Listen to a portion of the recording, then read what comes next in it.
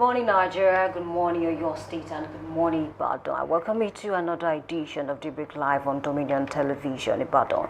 I'm Oluwayemi Adelako. And just before we cross to the big story this morning, I'll love us to discuss a very trending topic in the political scene. The story is trending across all social media platforms, this morning and even yesterday.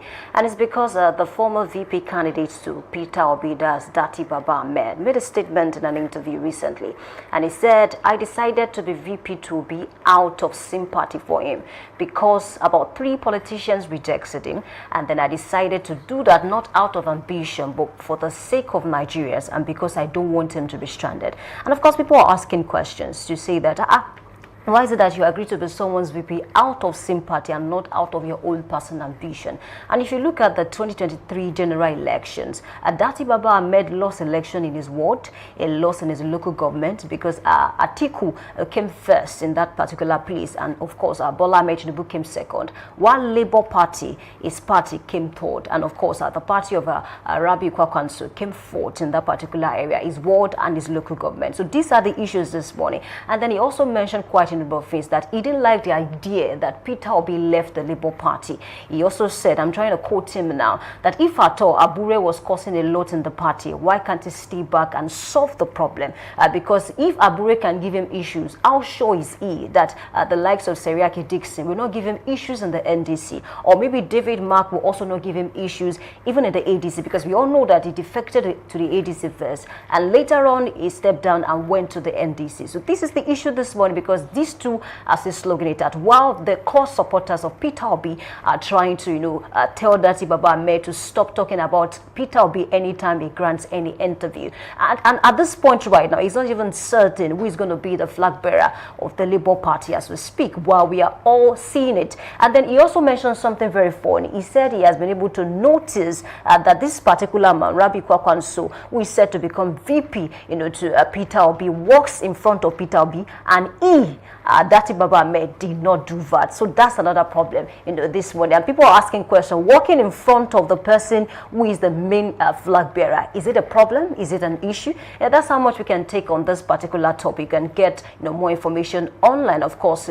be sure that we'll keep you abreast of the happenings surrounding this particular issue. And of course, it's time to turn to my guest this morning for the big story. I have with me in the studio Dr. Kunle Okunla, a security expert and a commentator on national issues. Welcome on board this morning. Thanks for having me. Good morning, Nigerians. Good morning to you. Thank you. Exactly. So the topic we are looking at this morning speaks to the security issue, in Ibadan, and then which cuts across the entire country, because something happened in Ibadan, yesterday. Yeah. The younger sister of the former minister, Adebayo Adelabu, was actually abducted alongside her 2 sons. And Nigerians are asking questions, for this to happen, is it because these individuals are no longer afraid of the consequences of doing something like that, in broad daylight? It's telling you that we have no security in any place in Nigeria. Okay. There is virtually no safe place now in Nigeria. North, northeast, north central, southeast, that has been on fire for a long time, and now southwest. That wasn't the first kidnapping within Ibadan city. Okay. There have been so many kidnapped, within Ibadan city, that the families of the abductees did not even report to the police.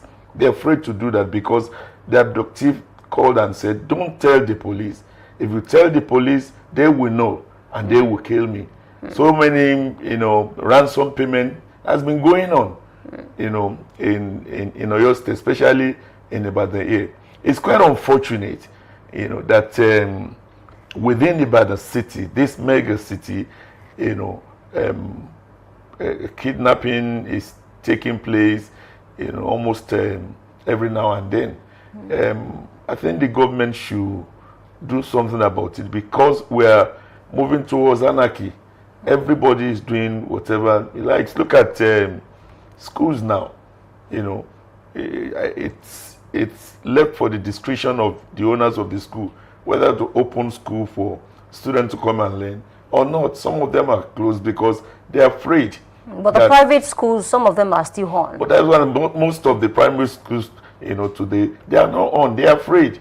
We know that the public schools are, on protest and temporary holiday. Although in my own opinion, I think that all of them should have joined initially, because what affects one affects all. But what I'm trying to say is that with all these things happening, it tells you that Ibadan is not safe, or your state is not safe. There is no place in Nigeria that is safe. Everybody should be careful. Our government has let us down. Our security agencies, so many of them, they have let us down. Our intelligence gathering agencies, so many of them, they have let us down. For the past 20 days now, it's going to 20 days, those children have been there in the bush, 45 of them. Who knows their state? We don't even know how many of them are still alive, because it takes a guts and determination and the help of God for you to survive that long inside that bush.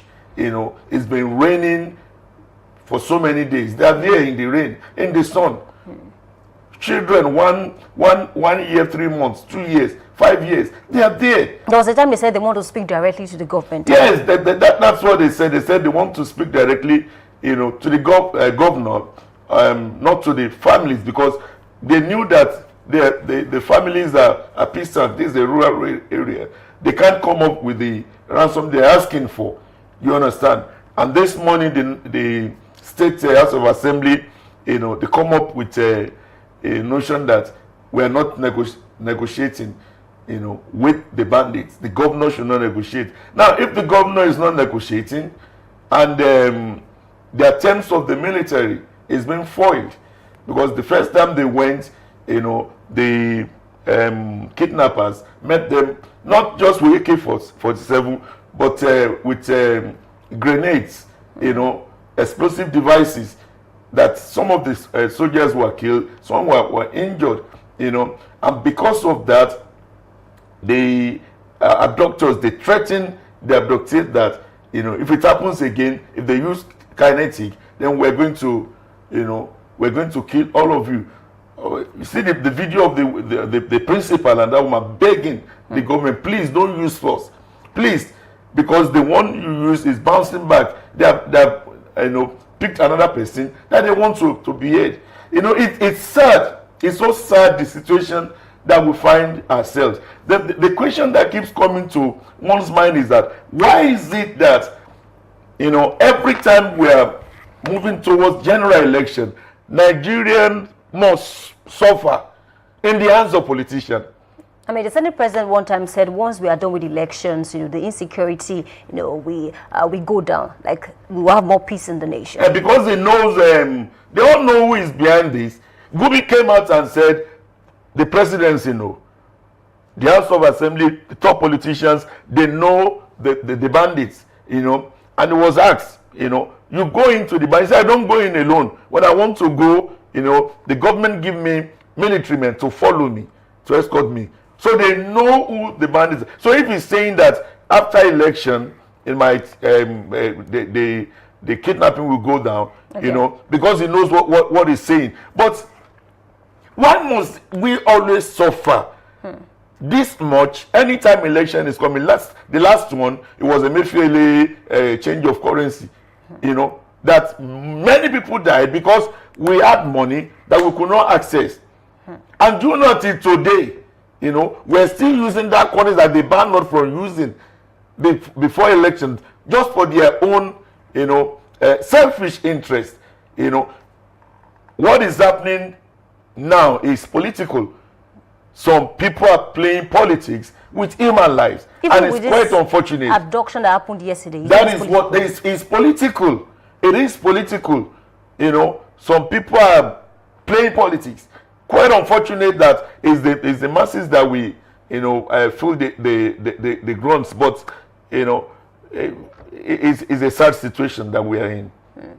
sad situation. All right, before we continue, let's also talk about the ransom now. Let me link it to what is happening in Kwara State. Some persons were abducted in Akwa, and then somebody escaped and came back to give them information that 5 of them are dead, including the wife of the pastor. And then he also said, and then the report we got, according to the pastor, is that they paid 20 million naira ransom and even bought goods worth 300,000 naira. But these people are asking for an additional 300 million naira. So does it mean that this has become like a business? But kidnapping for ransom in Nigeria is a business, you know, a multi-billion naira business, a blossoming business. It's a business. What business transaction will you do that in just one transaction you will make a gain of 100 million?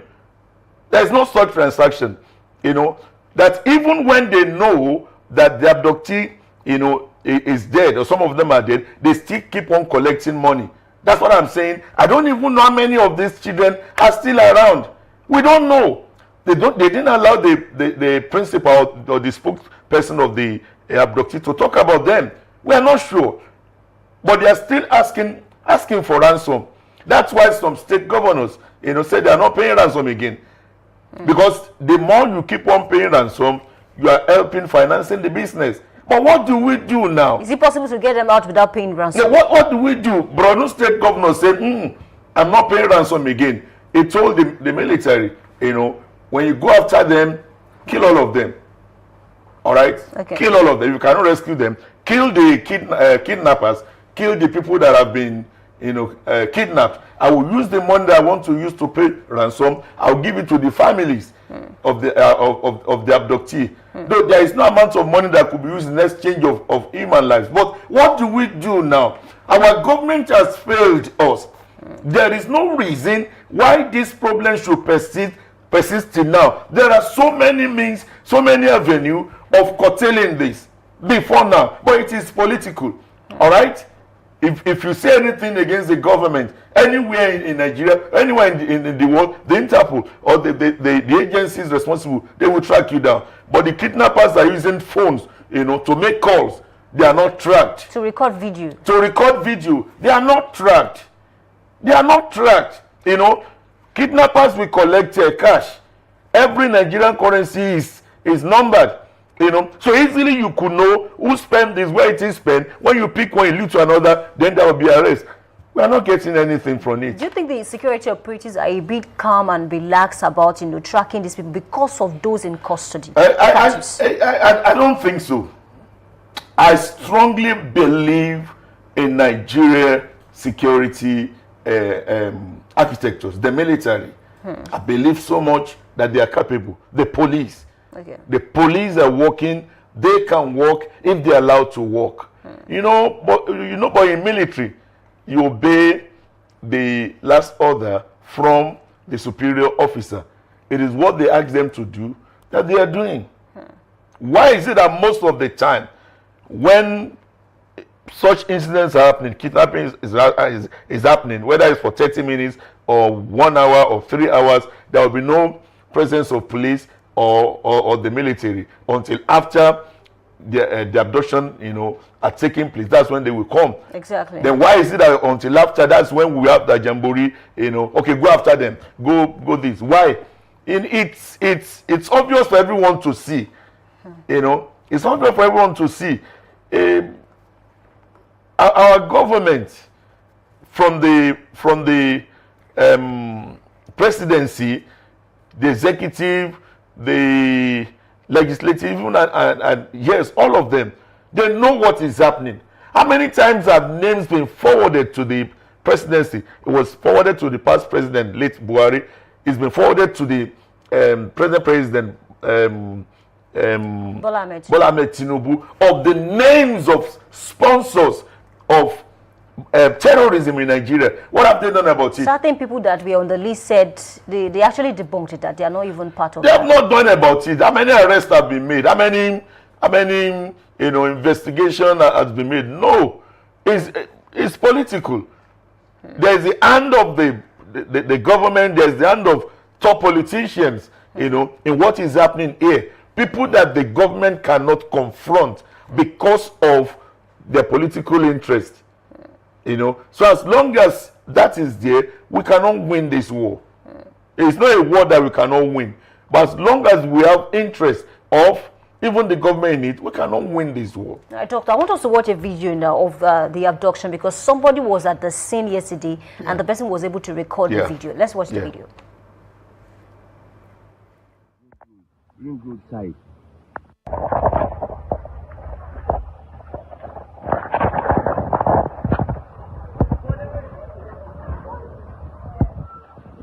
Those are kidnappers. They just kidnapped some people from this car. They just kidnapped some people from this car. They are moving towards Ring Road side. All right, Doctor. Nigerians are concerned because under this video, it has lots of comments. And Nigerians are worried for the person who recorded this video. To say that how can we ensure the safety of the person that recorded this video and also the people that live around this environment? I'm sure the person that released the video will do everything to hide, his or her identity now. By vacating the environment? He has to leave the environment because before you know it, the kidnappers will get to know. They will get to know. They have their informants. They will get to know. It's quite unfortunate in the broad daylight. Quite unfortunate, and the people in the area. You can imagine the kind of fear that must have gripped people in that area now. By now, I believe that security agents should have been deployed heavily to that area. But if you go there, probably there is nothing. Maybe life still continues.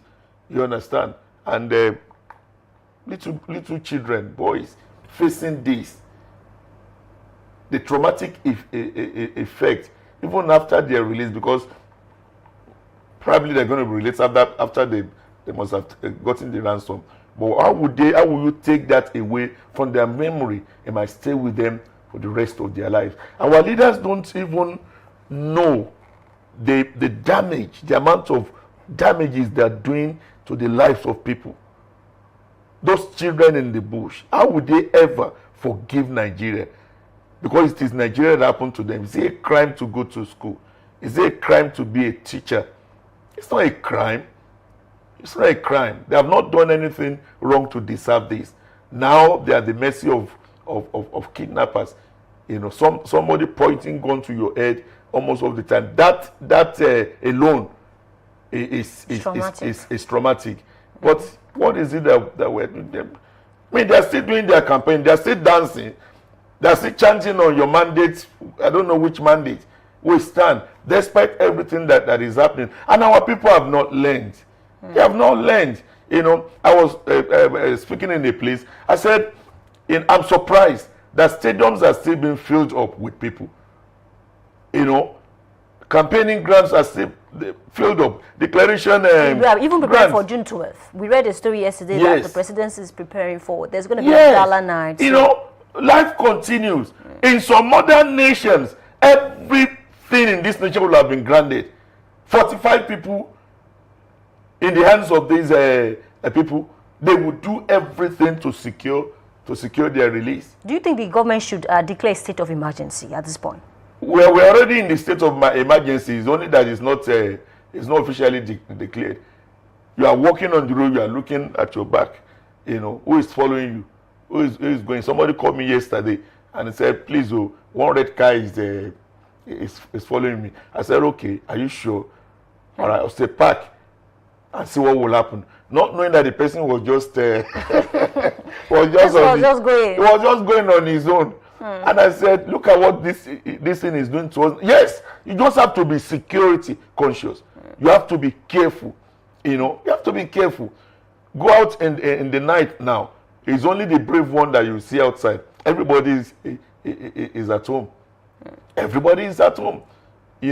So it's high time the government did something if they really care about these people. But from what we've been seeing, they don't really care.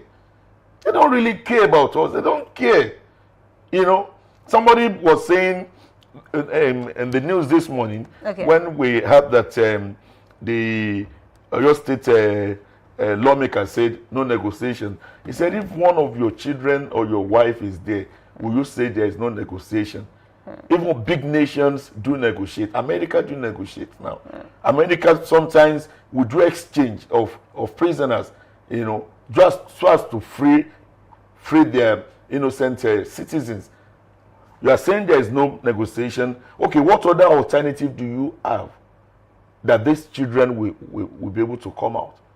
The governor of Oyo State, Seyi Makinde, visited the place last Saturday. It was very, very, I believe, traumatic even for the governor. A woman came up and said, 4 of my children are there. The husband of the principal, Prof, came and knelt down and begged him, please, and governor was moved. He had to leave the seat, go and embrace them and bring them assurance. But that's how much he could do. He's not in charge of the military. He's not in charge of the police. But APC responded to that comment, because I think I watched that video where he said, he cannot do so much. And APC responded by saying that he should resign if he doesn't know what to do in that situation and allow his deputy to continue. He said he cannot do too much because you will expect that as the chief security officer of a state, you are in charge of all the security outfit. I mean, chief security officer. It's just like commander-in-chief of armed forces now, okay? And you cannot say military. You cannot say police. It's just title. Everybody believes that as chief security officer, you can do anything with the military, but no, he cannot. He cannot. If the Inspector General of Police did not give the Commissioner of Police of your state order, all right, there is nothing the governor can do. Governor is not even in the picture when they want to remove the Commissioner of Police of a state. Not to talk of the commander of the second mechanized division there. So that's why the governor says, I can only do much. There is nothing he can really, he can't command them. He can't really, it's the order they get from above that they're seeking to follow. But the presidency also sent a delegate to that place, shortly after, what have they been able to do? What have they been able to do? No, this is almost 20 days now. What have they been able to do? You want to understand the plight of those people. It's just like you cannot appreciate the need for light if you have never been in the dark. You won't know what it means to be living in fear, day and night, living in fear. See how lean those teachers were looking. What are they eating? What are they drinking? How are they sleeping? In the rain, in the sun. And we are saying no negotiation. And nobody is making any move, because as by now, we should have gotten news.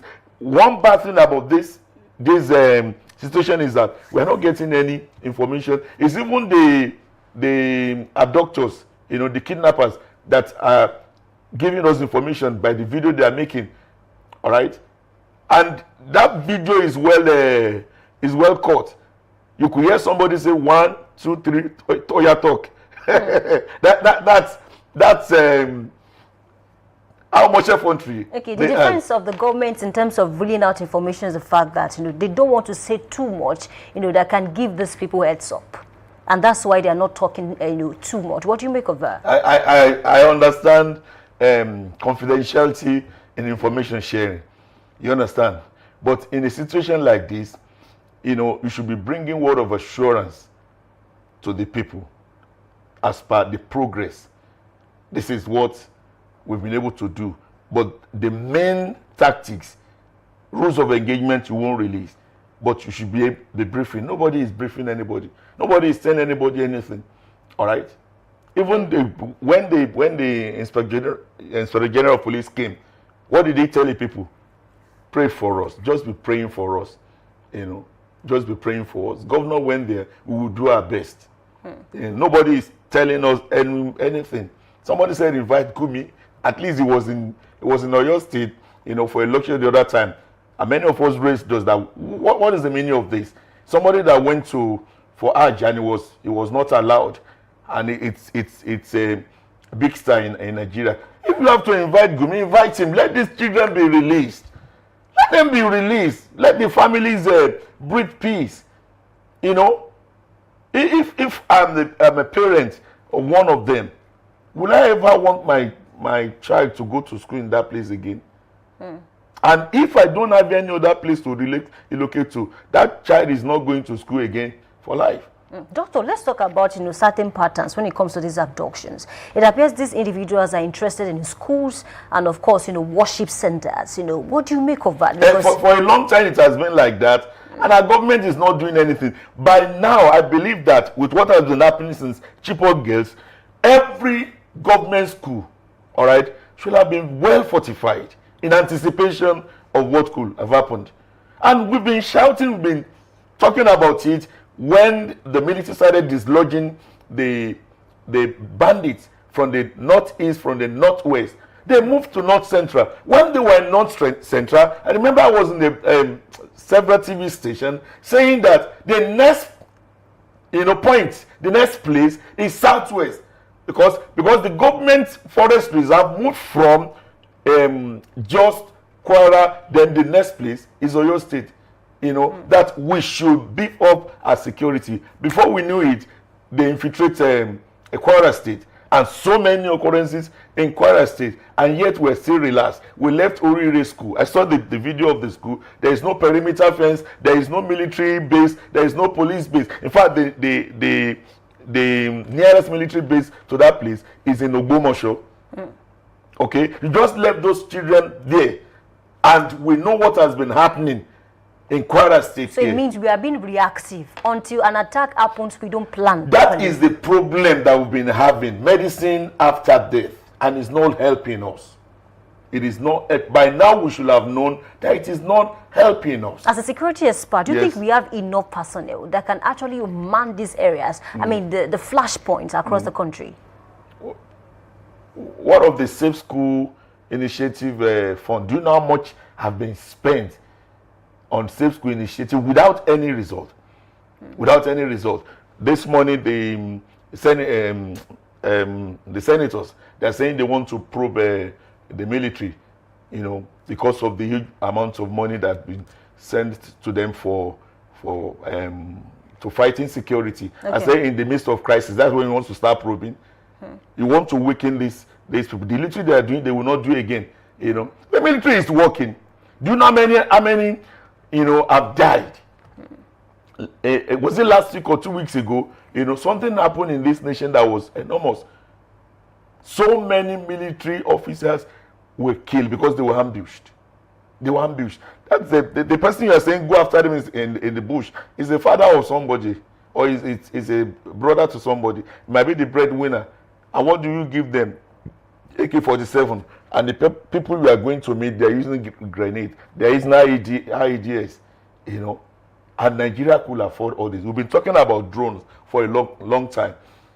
When Nigeria, when the index, security index, for nations came out, and Nigeria came forth on the ladder of most terrorized nation, after Pakistan, Iran, and Burkina Faso. Burkina Faso swung into action. Now in Burkina Faso, on Ouagadougou and so many major cities, there are centers, wherein they have TV screens, okay. Where the military send drones to their forests and they monitor what is happening, and they load these drones with explosive, and they're getting rid of the bandits. In fact, we saw the videos of the bandits leaving. Many of them died. Burkina Faso there. Do you know how many Burkina Faso you can remove from Nigeria? We didn't react. We did not do anything, because it's political. Some people are making huge gain because of this. And because a lot of money is involved, they don't want it to stop. So it's now left for you and I to be very careful, and we can only do the best. Can you carry gun now? We can only do. It takes an expert to do that. It takes an expert to do that. Even if you have gun, you still have to be trained on how to use it. You have to be trained. But every dictionary is having guns. Campaign will start now. You will see how many guns that is with people, and most of them are not licensed. It's like Nigeria is seated on a gunpowder that could explode at any time. And we wonder if our leaders are not seeing this. But they don't really care. As long as, they're able to secure their political ambitions, they don't really care. But like somebody asked, okay, if you kill everybody or allow everybody to be killed, who do you want to govern, on? Let's think about it, about this thing. There is nobody that will live here for life. You will die one day. And when you die, it is what happened when you are in power or when you have a certain position that people will remember after you. People are talking about Buhari now. People are talking about Abacha. People are talking about Idi Agbo. The present one. Okay, we pray that God gives him longer life. But one day it too will go, and people will talk. What do you want people to say about you when you are gone? Let's stop playing politics with human life. Human life is sacred. You can't give it. Why are you taking it? Even people that are very, very sick, that the doctors know that they're not going to live for long. In some nations they still don't allow euthanasia. That is, helping him to die. They don't allow. They said even if it is 2 hours he needs to live, let him live that 2 hours. Don't help him to die. Because life is sacred. In some nations, there is nothing you can do. In Britain now, there's nothing you can do. There is no death penalty. Because they believe that life that you cannot give, you must not take. You understand? And here on a daily basis, we hear of death and death and death and death. 3 weeks ago, the whole of Germany was at a standstill. What happened? A drunk person drove into a shopping mall and killed 2 people. And the whole of Germany, was at a standstill. I say in Nigeria, you need to listen to news, all those news. I stopped listening anyway.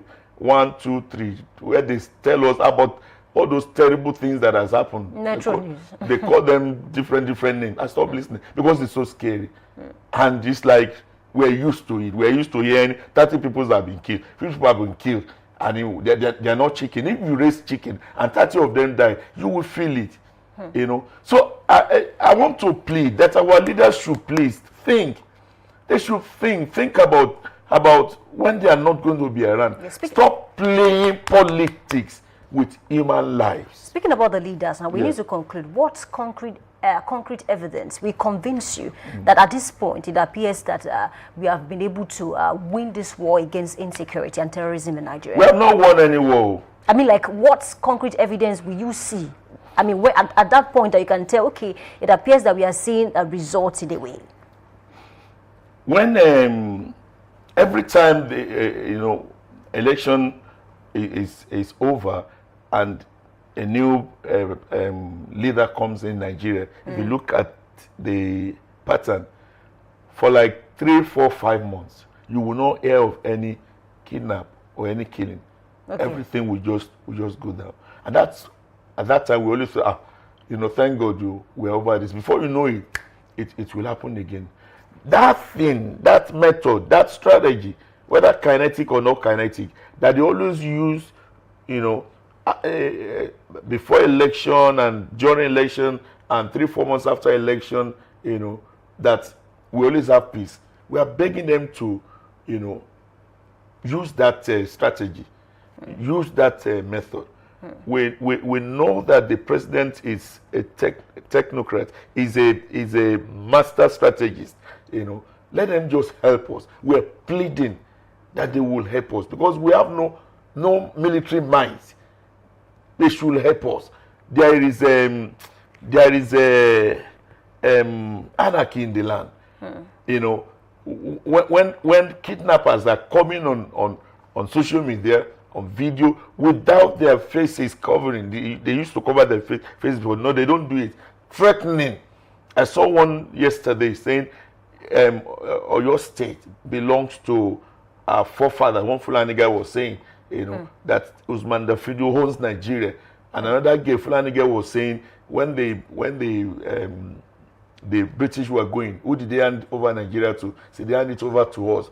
We will kill you, we will finish you, and nobody. There's not going to be any arrest, because if there had been arrest of such persons before, it will serve as a deterrent to them. It's just that. But you say something that affects the government, then you will know that intelligence agencies and police, they're working. So it's hanging on the shoulder of the government, of our leaders. They should help us. We don't want to die. Yeah, I mean, children are not in school. Now they're writing WAEC.